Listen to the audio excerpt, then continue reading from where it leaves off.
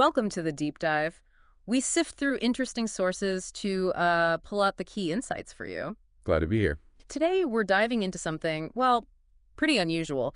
Paranormal communication, but specifically using tech. Right. Not just feeling things, but actually trying to talk to Yeah. entities, ghosts, Mm-hmm. using a device. Exactly. And our source is this really fascinating audio recording. It's from a paranormal investigator, a guy named Steve. And it features his, quote, newest invention. Hmm. He calls it the SoulSpeaker. The SoulSpeaker. It's quite a name. So our mission today is to really unpack what Steve is claiming here. Yeah, figure out what this device is supposed to do, listen to these interactions he's recorded. The interactions he believes are with spirits. And they are, well, sometimes they're pretty surprising. Cryptic, even. Definitely raises some big questions, Yeah. about the afterlife, what people believe, even just basic communication. For sure. But calling it a beta version, I mean, for talking to spirits, that seems incredibly ambitious. So tell us about Steve and this SoulSpeaker. Okay, so Steve Huff. He's not just some guy who built a box. He's apparently a pretty established paranormal investigator. Right. He mentions in the recording he's doing an investigation soon at the Bear House in Ohio. Says tickets are almost gone already. So he's active, has a following. Seems like it. He's got a website, huffparanormal.com, a Patreon for group sessions, bonus stuff, Facebook too. So, yeah, he's putting his work out there. Okay, and the SoulSpeaker. This is his newest invention or creation, his words, a beta version, the first version. Yeah, which, again, is kind of wild. And he claims it's got double the power, double the energy, double everything over a Wonder Box. And a Wonder Box, for anyone who doesn't know, that's one of those devices that scans radio signals really fast, right? Mm-hmm. Creates like a static base for spirits to supposedly form words. Exactly. So he's claiming this SoulSpeaker is a major step up. And the name, well, it's because souls can speak through it. Simple as that, according to him. And tech-wise, he mentions an app. An SCD2 app. That's software people use for EVP work, electronic voice phenomenon. Try to capture voices you wouldn't normally hear. Okay. So he sets this thing up, and then what? He just starts talking. Pretty much. Yeah. He jumps right in. Asks if anyone there is connected to the Bear House in Ohio, where he's going next month. So specific question right off the bat, not just, is anyone there? Right. He's targeting. Mm-hmm. And he gets a response almost immediately. Which is? We're awakened. Wow. Okay.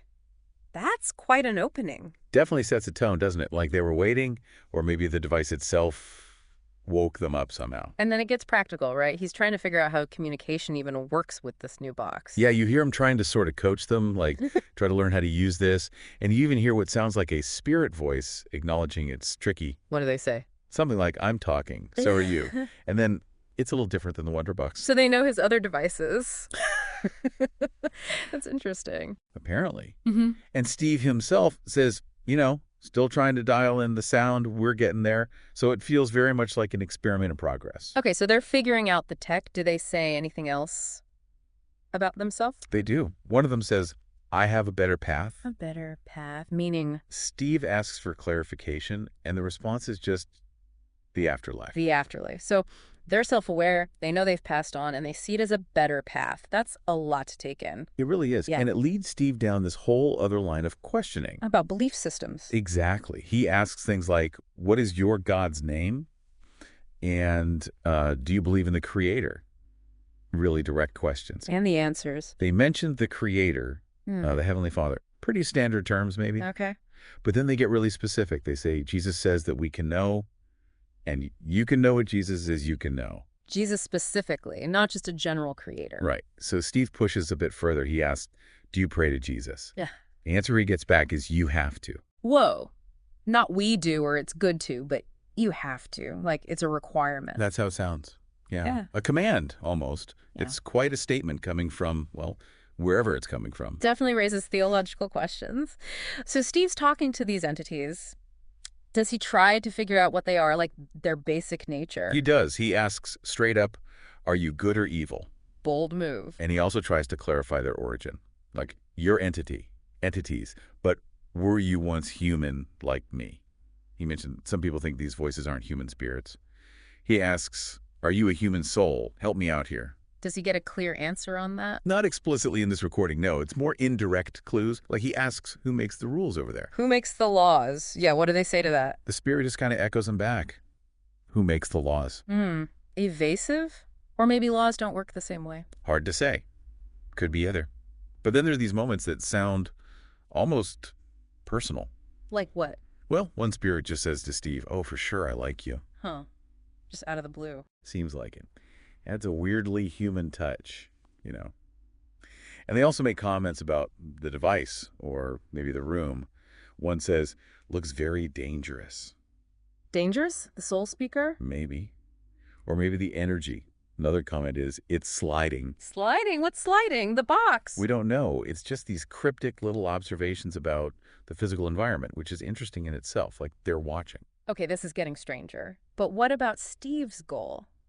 Is he just trying to chat, or is there something more he wants from this? Oh, definitely more. He explicitly states he wants to use this device to help people connect with loved ones. That seems to be a big motivation for him. Right, helping his viewers or clients find closure, maybe. Exactly. And he actually asks the spirits for help with that. He says, "Who on that side can work with me as a guide to help me with this goal?" He's asking for a spirit guide, essentially, to help him use the tech for readings. That's what it sounds like, yeah. Yeah. Are there any spirits on that side with you that can help me reach loved ones for people?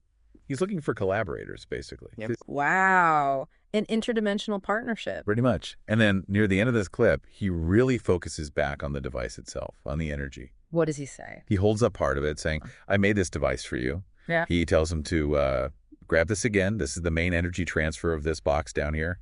He asks, "How's that? Can you feel that energy?" He's trying to get them to interact directly with the power source. Seems like it. And the very last thing you hear from the spirit voice in this recording, it's just 2 words. Which are Here's more. chilling. There's more. Leaves you hanging, doesn't it? Absolutely. A sense of unfinished business or maybe vast potential still untapped. Well, that seems like a good place to pause our deep dive for today. We've gone through Steve Huff's claims, his SoulSpeaker device, and some truly remarkable interactions he recorded. Yeah, it's a fascinating, if unsettling, look at someone trying to use technology to bridge, well, whatever gap that is. Yeah. And it definitely taps into that deep human need to connect with what's beyond, doesn't it? It really does. And it leaves you thinking, if tech could actually do this, if it could reliably bridge our world and another one, what would that even mean for how we see life, death, belief, everything, really? And just the fact that people like Steve are trying to do this, pursuing these connections so intensely, what does that tell us about ourselves, about that constant human curiosity? Definitely something to chew on. Thanks for joining us on the deep dive.